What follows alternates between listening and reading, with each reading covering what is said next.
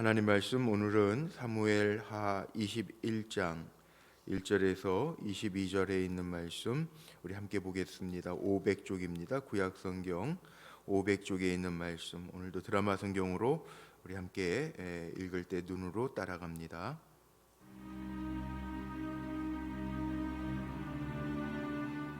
다윗의 시대에 해를 거듭하여 3년 기근이 있으므로 다윗이 여호와 앞에 간구하매 여호와께서 이르시되 이는 사울과 피를 흘린 그의 집으로 말미암음이니 그가 기브온 사람을 죽였음이니라. 기브온 사람은 이스라엘 족속이 아니요 그들은 아모리 사람 중에서 남은 자라. 이스라엘 족속들이 전에 그들에게 맹세하였거늘 사울이 이스라엘과 유다 족속을 위하여 열심히 있으므로 그들을 죽이고자 하였더라. 이에 왕이 기브온 사람을 불러 그들에게 물으니라. 다윗이 그들에게 묻되 내가 너희를 위하여 어떻게 하랴? 내가 어떻게 속죄하여야 너희가 여호와의 기업을 위하여 복을 빌겠느냐? 기브온 사람이 그에게 대답하되 사울과 그의 집과 우리 사이의 문제는 은금에 있지 아니하오며 이스라엘 가운데에서 사람을 죽이는 문제도 우리에게 있지 아니하니이다. 너희가 말하는 대로 시행하리라. 우리를 학살하였고 또 우리를 멸하여 이스라엘 영토 내에 머물지 못하게 하려고 모해한 사람의 자손 7사람을 우리에게 내주소서. 여호와께서 택하신 사울의 고을 기브아에서 우리가 그들을 여호와 앞에서 목매어 달겠나이다. 내가 내주리라.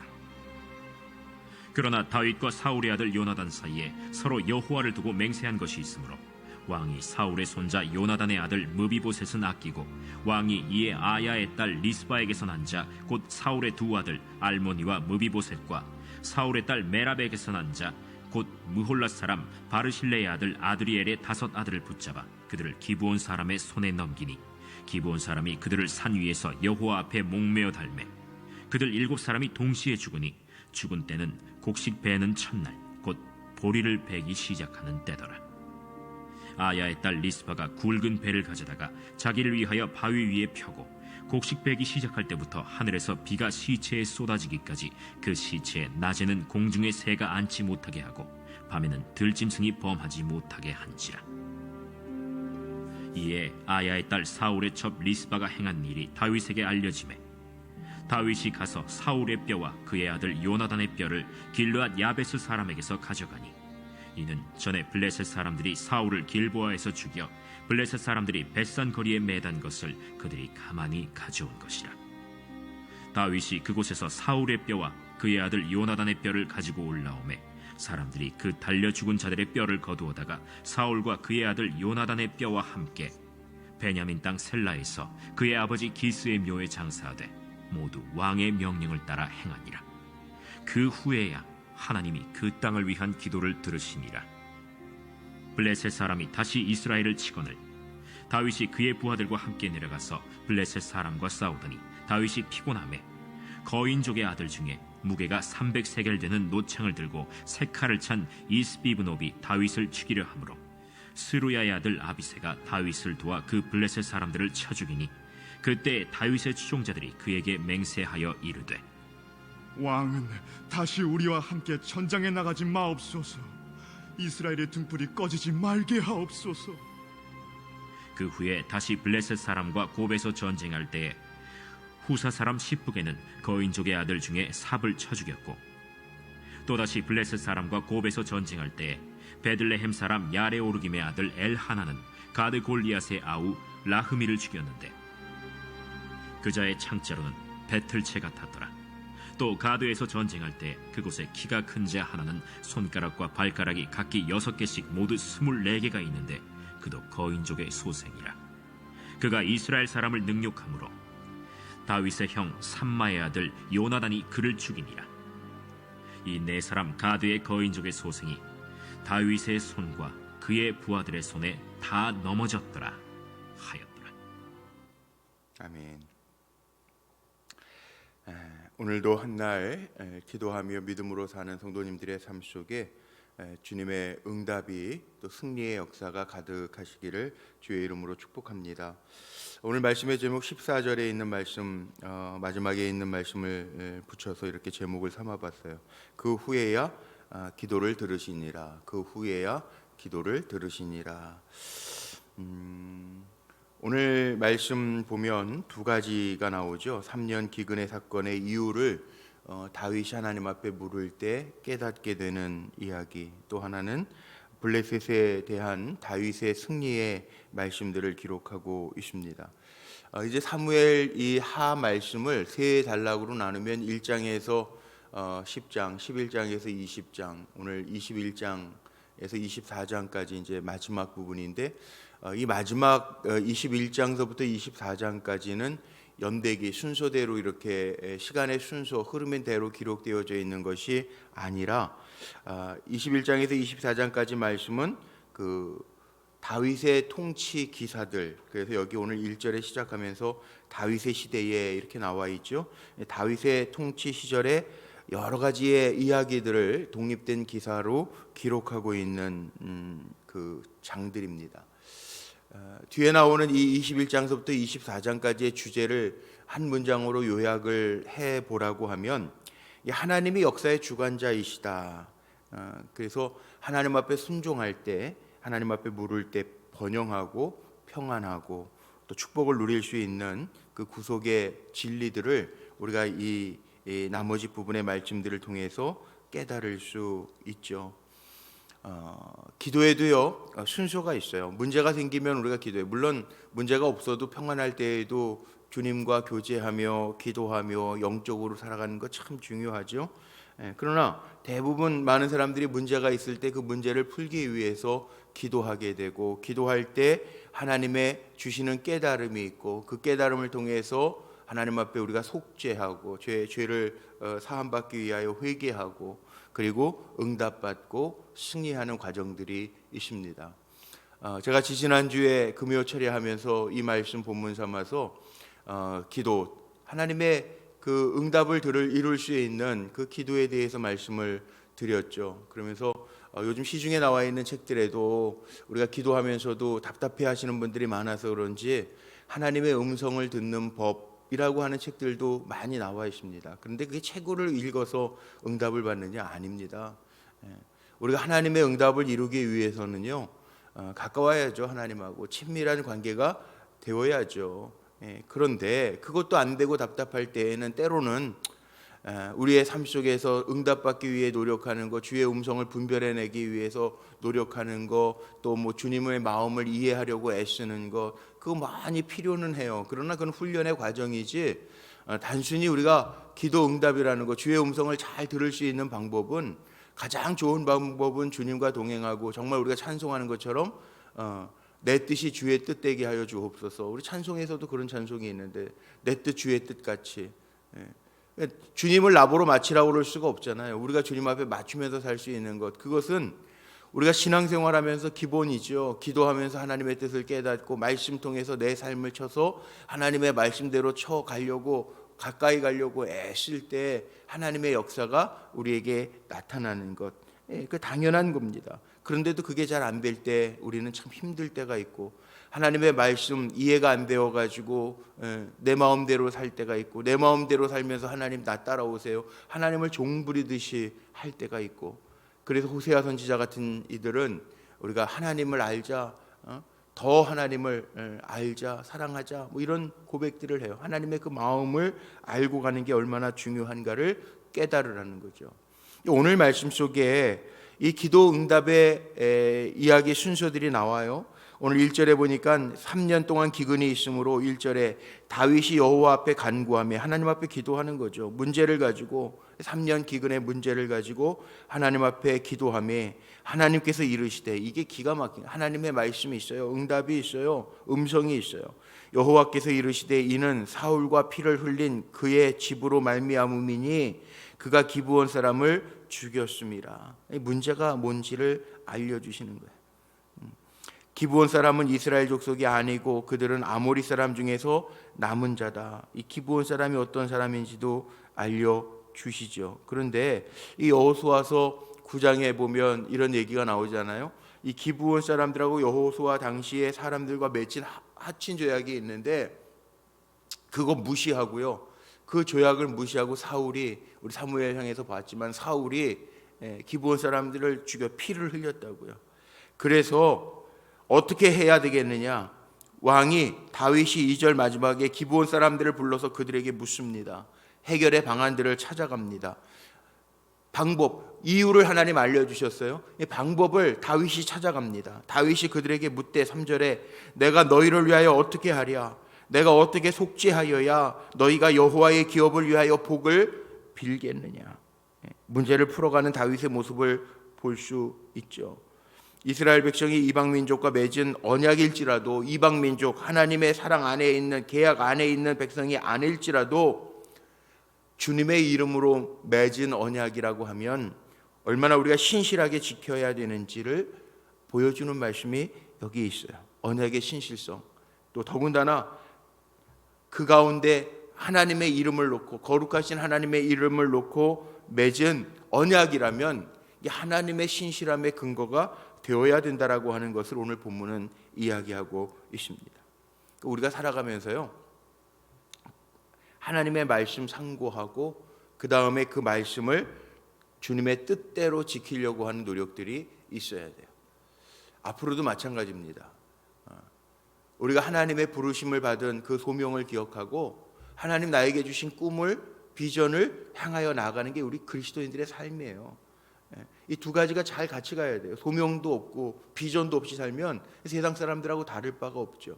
하나님의 주신 신실한 약속, 부르심, 그거 믿고 내가 하나님 안에서 성결하게 살겠다라고 하는 꿈을 가지고 내 삶을 통해서 하나님 앞에 영광이 되겠다라고 하는 꿈을 가지고 사는 사람, 우리가 그리스도인이라고 이야기하잖아요. 그러니까 오늘도 한날을 살게 하실 때에는 덧없이 그냥 24시간 살아가는 게 아니라 우리에게는 뭐가 있어야 되느냐?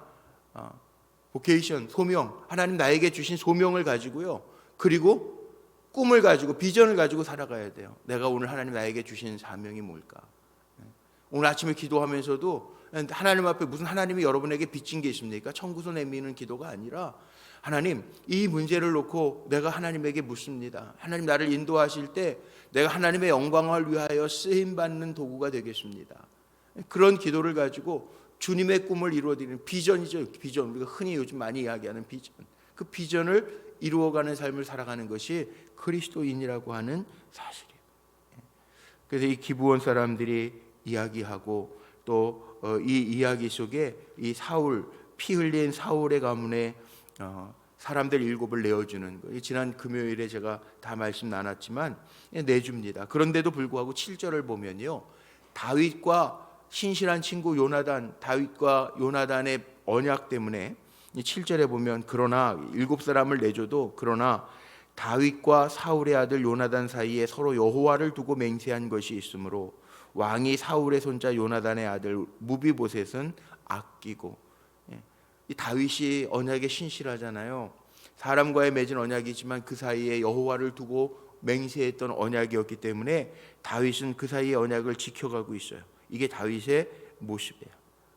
이게 다르죠. 물론 사울의 첩이었던, 여기 오늘 리스바라고 하는 여기 10절에 나오죠. 두 아들을 잃고 나서 그 시체가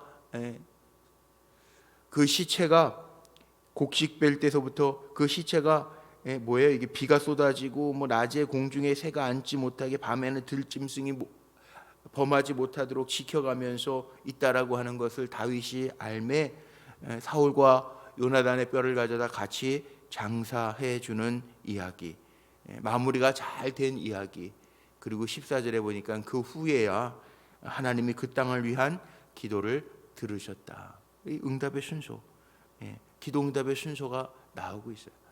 우리는 어떻게 해야 돼요? 하나님 앞에 묻지도 않고 관계에 엉켜 있는 거, 묶여 있는 관계를 풀려고 하지도 않고 그러면서 응답만 바란다면 안 되는 거잖아요. 오늘 어떻게 보면 문제가 생겼을 때, 문제 생기지 않을 때도 늘 기도해야 되지만 문제가 있을 때 기도하면서 하나님의 음성을 듣고 하나님의 음성대로 우리가 순종하고 살아갈 때 문제 해결이 일어나고 응답이 일어나고 그리고 승리하는 그 과정이 오늘 1절에서부터 14절까지의 이야기를 통해서 우리에게 보여주는 거예요. 여기서 한번 제가 축복하고 넘어가고 싶은 게 있어요. 우리 사랑하는 성도님들, 정말 우리 찬송하는 것처럼 내 뜻 주의 뜻처럼 주님을 나보러 마치라고 그러지 말고 우리가 주님의 뜻을 찾아가면서 기도하면서 주님과 늘 같이 오래 주님과 동행하면서 주님의 손으로 행하시는 일들을 볼 수 있는 우리 불꽃교회 성도님들이 다 되시기를 주의 이름으로 축복합니다. 이게 기도의 묘미예요. 두 번째는 블레셋 거인들을 죽인 다윗의 용사들, 그리고 이제 15절서부터 단락이 구별되어져 있습니다. 여기에 보면 다윗을 죽이려고 하는 이 블레셋 사람들이 등장을 하죠. 다윗을 죽이려 하매. 그런데 이스라엘 백성들이 이렇게 또 표현을 하죠. 17절 마지막에 오늘 제가 이게 좀 보세요. 17절 마지막에 왕은 다시 우리와 함께 전장에 나가지 마옵소서. 이스라엘의 등불이 꺼지지 말게 하옵소서 하니라. 전장에 나가지 말라고 부탁하고 이스라엘의 등불이 꺼지지 말게 하옵소서. 이게 물론 대메시아 다윗의 후손 예수 그리스도를 암시하는 그 내포된 말씀의 의미이기도 하지만 여기 오늘 말씀 속에 보면 다윗의 정치 초기서부터 블레셋은 이스라엘과 많은 싸움을 하죠. 그런데 이스라엘과 다윗의 싸움을 통해서 하나님 우리에게 보여주시고자 하는 게 뭡니까? 블레셋이 이스라엘보다 강합니다. 객관적으로 전력적으로 보면 한참 우위에 있습니다. 등치도 큽니다. 거구예요. 거구들 다. 블레셋 사람들은 거구들이에요. 거인족이라고 오늘 16절에 나와 있죠. 거인족. 그 뭐 힘이 없어요. 무기가 안 돼 있어요. 호전적이지가 않아요. 블레셋은 계속 이스라엘 괴롭히는. 어떻게 보면 객관적인 전력은 이스라엘하고 비교되지 않아요. 그런데 이스라엘이 이겨. 왜 그럴까요? 이유는 단 한 가지예요. 하나님이 이스라엘의 보장이 되어 주시기 때문에 그래요. 하나님 함께 하셔서 그 손에 붙여 주셔서 이스라엘 백성이 이기게 되었다는 거예요. 문제는요, 우리가 해결할 수 없는 문제들이 훨씬 더 커요. 많아요. 우리가 풀 수 있는 문제보다 풀 수 없는 문제들이 더 많아요. 그래도 하나님이 우리 손에 붙여 주시면 우리는 사는 거예요. 이기는 거예요. 그 믿음으로 오늘도 우리 보러 나아가라고 하는 말씀, 영적 교훈이 우리에게 담겨져 있죠. 이게 오늘 이 말씀입니다. 거인족. 오늘 계속 20절에도 마지막에 그도 거인족의 소생이라. 자, 그러면 이 오늘 말씀 전체적으로 우리가 통해서 깨달을 수 있는 것들이 있는데요. 내가 잘나서가 아니라는 거예요. 오늘 마지막 절 22절에도 그렇게 나와 있죠. 이 네 사람 가드의 거인족의 소생이 다윗의 손과 그의 부하의 손에 다 넘어졌더라. 왜? 하나님이 역사하시니까.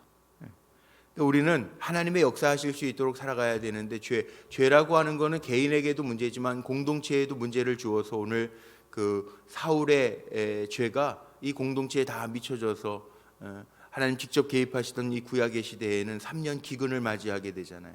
이 죄라고 하는 게 그래서 우리가 죄를 없이 해야 되고 회개해야 되고 깨끗하게 정결하게 살아야 할 이유가 여기에 있습니다. 왜냐하면 죄는 개인에게나 공동체, 집단에게나 다 영향을 주고 있기 때문에 그래요. 죄의 문제는 해결해야 되고 죄 안 짓는 거 제일 좋겠죠. 그러나 죄는 멀리 하라는 거예요. 우리는 죄 만약에 혹 알게 모르게 지은 죄가 있다면 빨리 하나님 앞에 털어서 깨끗하게 회개해서 돌아와서 정결하게 살아야 된다는 거예요. 왜? 승리는 하나님이 주셔야 되는데 그 승리는 아무에게나 주시는 게 아니라는 거죠. 승리는 하나님 편에 있는 사람. 우리의 자리는 늘 주님 기뻐하시는 자리에 있으면 돼요. 그럼 고난이 없어서가 아니라 고난이 올 때도 있지만 우리의 손에 붙여주시는 하나님의 역사가 있다. 그 사무엘 상하의 말씀을 다 연대기적으로 역사적으로 끝내놓고 이 뒤에 후편처럼 마치 부록처럼 끼어 넣어져 있는 말씀이 21장에서부터 24장까지 나오는 말씀들인데 그 이야기가 다윗의 시대에 어떻게 응답받았느냐? 사람과 사람 사이의 문제인 것 같지만 하나님의 음성을 듣고 하나님의 뜻을 따라갈 때 하나님이 해결하셨고 어떻게 그 큰 블레셋 족속들을 이길 수 있었느냐?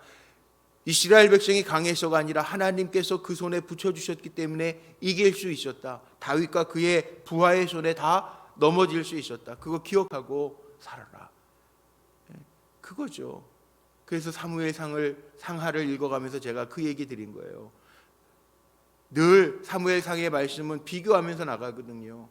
비교하면서 응답받지 못하는 사람, 응답받는 사람, 평안할 때와 전쟁할 때, 넘어질 때와 일어설 때가 있다는 이거 잘 비교하면서 읽으면 오늘 이 부록으로 나오는 21장에서부터 24장까지의 말씀도 우리에게 영적으로 정말 피가 되고 살이 되는 그런 말씀들이에요. 영적인 근육을 붙여서 우리가 좀 단단하게 되어지는 말씀들이 이 안에 다 담겨져 있어요. 오늘도요, 한 날 살아가면서 내 것만 챙기면서 살지 말고 한번 생각해 보자고. 내가 주님을 위한, 정말 주님과 가까워지기 위한, 주님을 생각했던, 주님을 위해서 희생했던 경력이 나에게 있는가 한번 생각해 보세요. 네, 어린아이처럼 이거 주세요, 저거 주세요, 이렇게 해주세요, 저렇게 해주세요 하는 기도가 아니라 내가 정말 주님의 뜻을 이루기 위해서 희생하고 섬기는 경력들이 있는가, 이력들이 있는가. 다윗은 싸움을 나가도 자기의 영광을 위해서가 아니었어요. 자기의 영광을 위해서 하고 자기의 이름을 높이다가는 넘어졌단 말이에요. 그렇지 아니하고 주의 영광을 위해 만군의 주 여호와의 이름으로 나간다. 얼마나 자신감 있고 순수하고 하나님 보시기에도 흐뭇하겠습니까? 오늘 한 날 살 때에도 오늘도 마찬가지. 우리에게 하나님 한 날을 주셨는데 오늘도 주의 영광을 위해서 살겠습니다. 나를 도구로 써주옵소서. 이게 주를 위한 헌신이잖아요. 물론 나를 위해서 벌지도 말고 일하지도 말라는 얘기는 절대 아닙니다. 오해는 하지 마세요. 그러나 내가 무엇을 먹든지 마시든지 입든지 다 주의 영광을 위하여 하라. 사도 바울이 그렇게 살면서 내가 그리스도를 위해서 살았던 것처럼 너희도 나를 본받는 자가 되라. 이렇게 자신 있게 이야기할 수 있는 삶을 살아가는가. 우리는 인간적으로 내 것 챙겨가면서 살면서 애들한테는, 다음 세대들에게는 주를 위해서 살아. 그러면 그게 가능하겠냔 말이에요. 참 쉽지 않죠.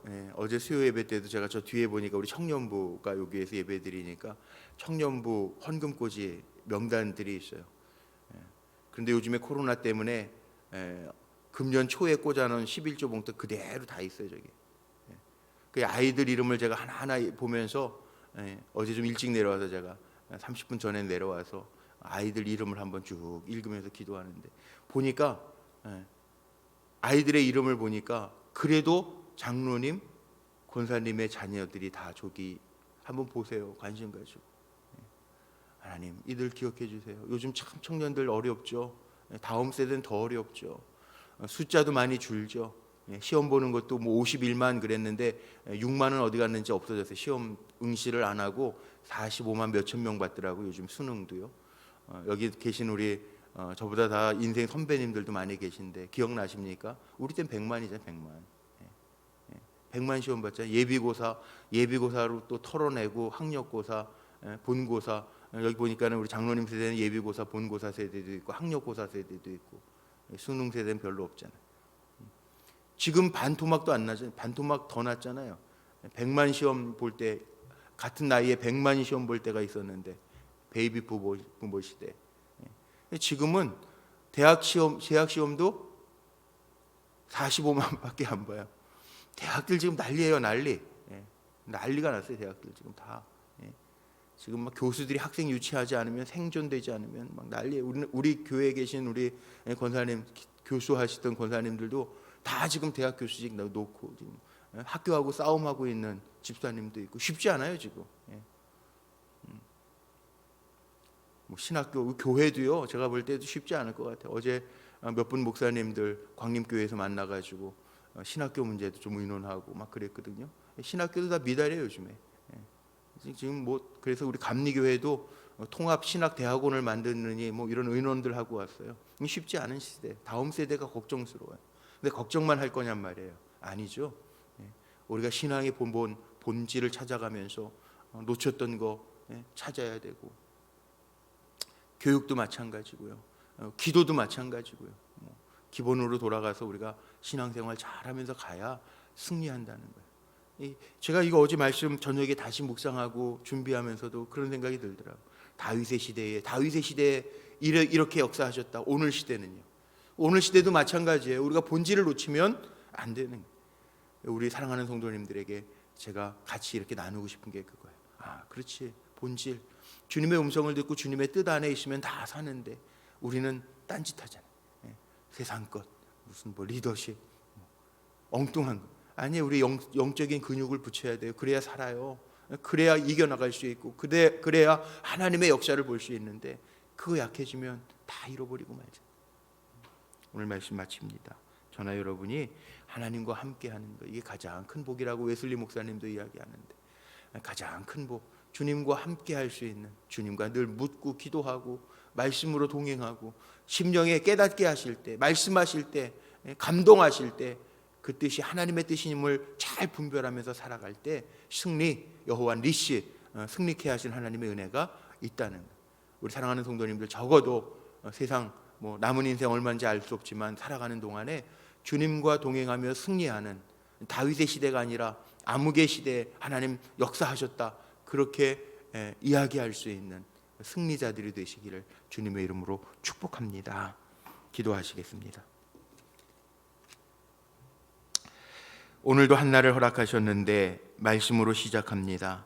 하나님, 주님을 사랑하며 주님의 뜻을 잘 분별하며 어두운 세상 속에서도 빛의 자녀처럼 그리스도의 빛을 비추며 살아갈 수 있는 믿음의 종들로 승리케 하옵소서. 기도하며 깨닫게 하시고, 또 하나님 깨달았을 때 주님의 뜻을 이루며 살아가게 하시고, 주님의 음성을 듣고 강하고 담대하게 일어나게 하시되, 우리의 삶을 통하여 영혼을 구원하며 사람들을 세워가며 격려하며 쓰임받는 귀한 종들 되게 하여 주옵소서. 오늘 우리의 마음에 주님의 마음 주셔서 주님의 마음을 가지고 살아가기를 원합니다. 세상의 욕심, 탐욕, 죄악들 다 내려놓게 하시고, 우리 안에 정직한 마음, 그리스도의 영을 허락하여 주시사 주님과 동행하는 기쁨으로 승리하며 나아갈 수 있도록 축복하여 주옵소서. 오늘도 1000번째 소원의 예물을 드립니다. 하나님, 아들의 이름을 적어 주님과 동행하는 복을 누리게 해달라고 간절한 소원의 예물 드리오니, 그 아들 붙잡아 주시고 주님과 동행하는 어디에 있든지 어느 자리에 있든지 주님과 동행하는 복을 누리게 하옵소서. 오늘도 주님만 의지합니다. 주님의 역사를 기대합니다. 우리를 위하여 일하시는 하나님의 손길이 보여지게 하시고 우리 손에 붙여주셔서 주님의 영광을 볼 수 있도록 인도하여 주옵소서. 연약한 이들이 있습니다.